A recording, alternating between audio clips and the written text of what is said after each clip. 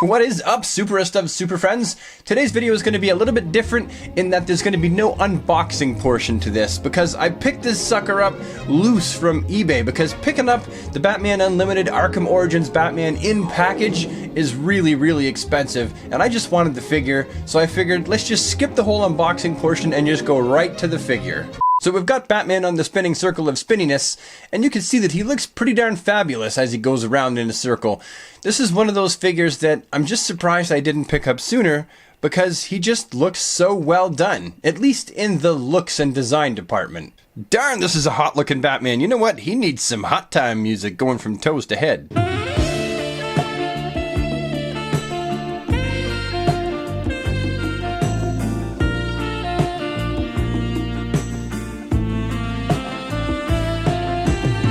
Now if we just pull him in quickly here before we do the articulation and the size comparisons here, let's just take a moment to check and see whether his costume details, his uniform details are accurate to the game. And as someone who played the game and completed it twice, you know, I can't tell you whether it's perfect or not. I don't have an eidetic memory. I can't remember everything perfectly, but at a glance it really does look like Mattel went the distance to try and have something sculpted that would look accurate to the game. Between the rivets and the muscular stature of his uniform, you've got the wrinkling in his trousers underneath his plates here, his armor plates. You got the big knee pads and the huge boots.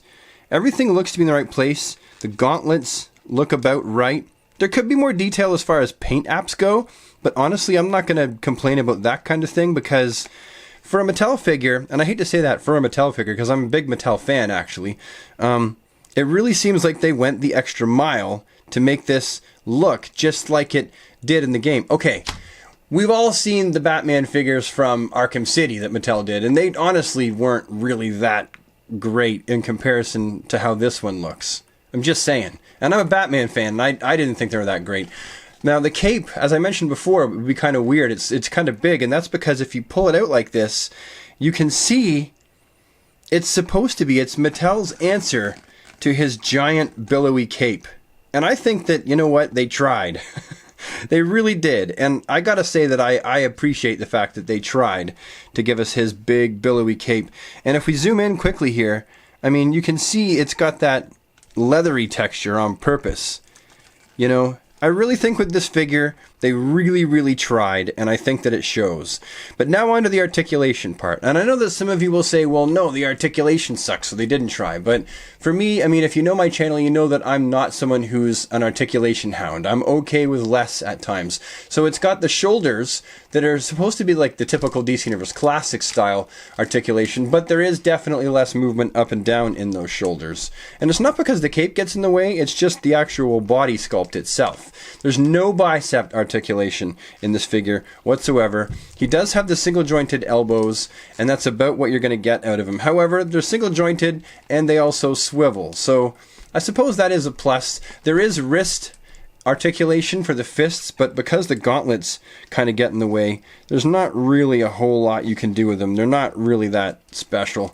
There's no ab articulation, and I'm okay with no ab articulation on this figure. I think that the overall look, the aesthetic is actually better. It has the waist articulation, and it will do 360. You got your groin articulation on this figure, and that's your typical DC Universe Classics.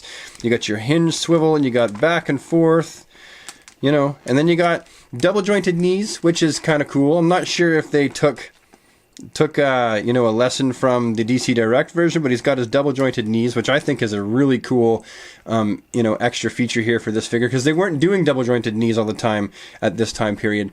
And then you've got your ankles, which really are nothing to write home about, to be honest. You know, I mean, they can, there's not a whole lot, and I really did check. I really honestly don't think that these are actually rocker ankles. I think that they just go back and forth that little bit. So if you're looking for a really highly articulated Batman figure, you're definitely not going to find it here. Although I saved the best for last. It does have fairly good head articulation. It doesn't go that far forward that much. However, it does go pretty far back. That's pretty darn good for this figure. I could see this figure only going back to here, right? But nope, it goes back goes back quite far. So that's what you're going to get for articulation with this figure. For me, I can live with this. I'll do a few pictures with him for Instagram, and then I'll add him to my Batman shelf, and that will be pretty much it for him for posability. So I'm okay with that. Now, if we compare him to the obviously superior DC Direct version of the Arkham Origins Batman, of course he's going to fail in some regards.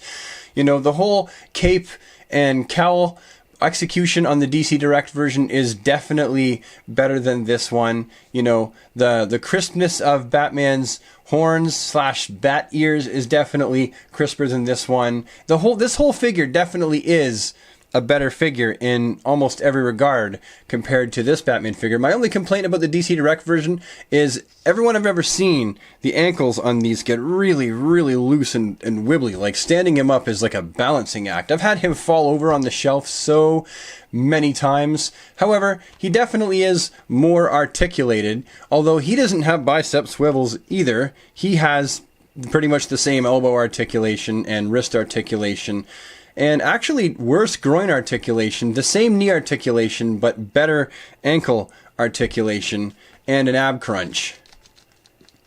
So he is better looking. He does have some better articulation than this Batman, but still, at the time, this was your budget Batman. And he's he actually goes for more on eBay quite often than I see him go for. Oh, thanks. My light just fell over. Thanks. Thanks for that light. Thanks. I appreciate that. That's good stuff. Now, as for a size comparison between two more Arkham figures from DC Direct, well, we got the Arkham City Batman from DC Direct, and then we have the Arkham City Batman from DC Direct. This was the Wave 4, I believe.